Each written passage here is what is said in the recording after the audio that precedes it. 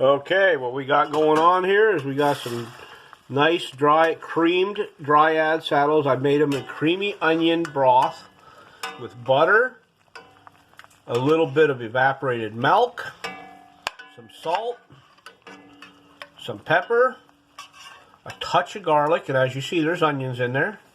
And these are the creamed Dryad saddles. And they kind of remind you in size of a kind of a small portobello. And they are what they are. I don't see there they are. They're beautiful mushrooms. They're very good size. They have a very beautiful texture.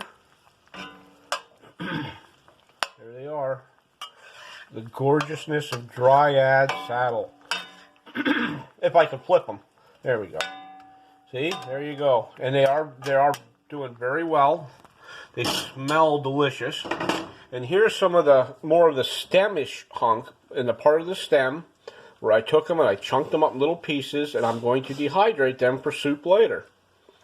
So there's Dryad to dehydrate for soup later, and there is some wonderful sauteed in butter and onion and real garlic and a little bit of salt and a little bit of fresh ground pepper Dryad saddles. And believe me, it already smells good enough for me to be happy. I don't even have to eat these. I am happy just from the smell. And there you go, ladies and gentlemen. The completion and the recipe. We will talk to you later. And don't forget to wash your mushrooms before you cook them. Goodbye.